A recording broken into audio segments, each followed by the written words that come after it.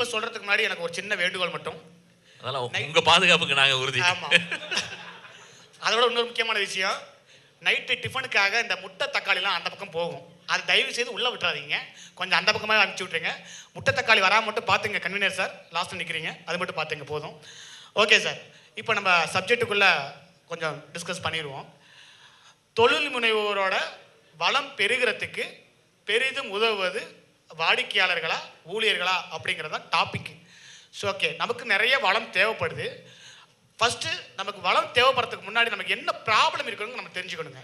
முதல்ல நமக்கு என்ன ப்ராப்ளம் தெரிஞ்சாதான் அந்த தீர்வை வந்து நம்ம வந்து இம்ப்ளிமெண்ட் பண்ண முடியும். சரிங்களா? நான் ஒரு 3 சுச்சுவேஷன் சொல்கிறேன். இந்த 3 சுச்சுவேஷனுக்கு அப்புறம் நான் தீர்ப்பை சொல்கிறீங்க. இன்றைக்கி முன்னெல்லாம் வந்து பிஸ்னஸ் ஸ்டார்ட் பண்ணோம் அப்படின்னா, ஒரு கடை திறந்தோம் அப்படின்னா அந்த தெருவில் உள்ள கஸ்டமர் இல்லைன்னா அந்த சுற்றி உள்ள ஒரு 2 கிலோமீட்டர் 3 கிலோமீட்டர் கஸ்டமர் தான் நமக்கு வருவாங்க.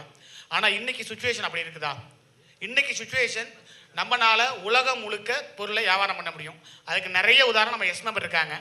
மாயவரம் பிரகதி ஆயில் இன்னைக்கு அவர் சப்ளை பண்ணாத நாடுகளே கிடையாது. எங்கே இருந்து? மாயவரத்துலேருந்து. இதுக்கெல்லாம் கை தட்டலாமே நீங்கள். தமிழ் பால் இருக்குது. குறிச்சிங்கிற ஒரு கிராமத்திலிருந்து இன்னைக்கு தமிழ்நாடு பூரா பால் சப்ளை பண்ணிட்டு இருக்கிறாங்க. இந்த மாதிரி நிறைய பொருட்கள் நிறைய விஷயங்களை வந்து பார்த்தீங்கன்னா உலகம் முழுக்க நம்ம பண்ணுறதுக்கான வாய்ப்பு இருக்குது. ஸோ முன்னே கஸ்டமர்ஸ் வந்து கம்மியாக இருந்தாங்க, இப்போ கஸ்டமர்ஸ் நிறைய இருக்கிறாங்க, உலகம் முழுக்க இருக்கிறாங்க. ஸோ இது டிஃபால்ட்டாக நம்ம எல்லா தொழில் முனைவோருக்கும் கிடைக்கக்கூடிய ஒரு வாய்ப்பு. இது ஒரு சுச்சுவேஷன், அப்படியே உரமாச்சிங்க. இன்னொரு சுச்சுவேஷன், நிறைய பிஸ்னஸ் மேன் வந்து பார்த்தீங்கன்னா பிஸ்னஸ் பண்ணிகிட்டே இருப்பாங்க, வளர்ந்துக்கிட்டே வருவாங்க. திடீர்னு ஒரு கட்டத்தில் ஸ்டாக்னெட் ஆகிடுவாங்க. அதாவது ஒரு மாதிரி தேங்கி நின்றுடுவாங்க. பாருங்களேன், 1 கோடி 2 கோடி 3 கோடி வரும், திருப்பி 1 கோடி 2 கோடி 3 கோடி வரும். அந்த ஸ்டாக்னெட் ஆகி தேங்கி நின்றுடுவாங்க. ஏன் அப்படின்னு கேட்டிங்கன்னா, அந்த தொழில் முனைவோரோட ஒன்று ஏஜ் ஆகிருக்கும், இல்லை அடுத்த தலைமுறை வந்திருக்காது, ஒருவேளை இன்ட்ரெஸ்ட் இல்லாமல் இருந்திருக்கும், சம்திங் ஏதோ ஒரு நாள் அந்த பிஸ்னஸ் தேங்கி நின்று இருக்கும். இது 2வது விஷயங்க. 3வது, ஒரு 5 பேர் பிஸ்னஸ் பீப்புள் மீட் பண்ணால் பேசக்கூடிய முதல் விஷயம் என்ன? தொழில் எப்படி இருக்குன்னு கேட்போம். தொழில் எப்படி கேட்டால் என்ன சொல்லுவோம்? தொழிலில் நல்லா இருக்குதுங்க, என்ன இந்த ஸ்டாஃப் தான் வரமாட்டேங்கிறாங்க, ஸ்டாஃப் தான் பெரிய ப்ராப்ளமாக இருக்குது அப்படின்னு சொல்கிறோமா இல்லையா? சொல்கிறவங்க மட்டும் கை தட்டுங்க. ஸ்டாஃப் ப்ராப்ளம் இருக்குன்னு சொல்கிறவங்க மட்டும் கை தட்டுங்க. அப்போ பாதி பேருக்கு ஸ்டாஃப் ப்ராப்ளம் இல்லைன்னு நினைக்கிறேன். கரெக்டுங்களா? கிட்டத்தட்ட எல்லாருக்குமே ஸ்டாஃப் ப்ராப்ளம் அப்படிங்கிறத சொல்கிறோம். ஸோ இந்த 3 விஷயத்தை நீங்கள் வந்து பார்த்துங்க.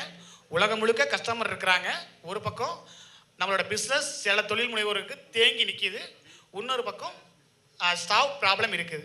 இந்த 3த்துக்கும் ஒரு ரிலேட்டடான ஒரு விஷயம் இருக்குது. இம்மிடியேட்டாக ஒரு எம்எஸ்எம்இயாக நாம் வந்து என்ன பண்ணணும்? ஒரு கார்பரேட்டாக மாறணும், இல்லை தொழில் அடுத்த கட்டத்துக்கு போகணும் அப்படின்னா கஸ்டமர் இஸ் கிங் அப்படிங்கிறது உண்மைதான். ஆனால் customer is king but staff is the kingdom. தொழில் முனைவோரோட வளம் பெருகிறதுக்கும் பெரிதும் உதவ போகிறது ஸ்டாஃப் தாங்க. ஸ்டாஃப் தான் அப்படிங்கிற இந்த தீர்ப்பை நான் கொடுக்குறதுல நிறைய விஷயங்கள் இருக்குது. ஸோ தொழில் முனைவோரோட வளம் பெரிதும் உதவ போவது வந்து பார்த்திங்கன்னா ஸ்டாஃப் தான். ஏன்னா நமக்கு ரெப்ளிகபிள் வேணும். நம்ம வந்து ஒரு கஸ்டமர் நம்ம அட்டன் பண்ண முடியாது. நாம் வந்து ஒரு ரெப்ளிகபிளாக மாறணும்.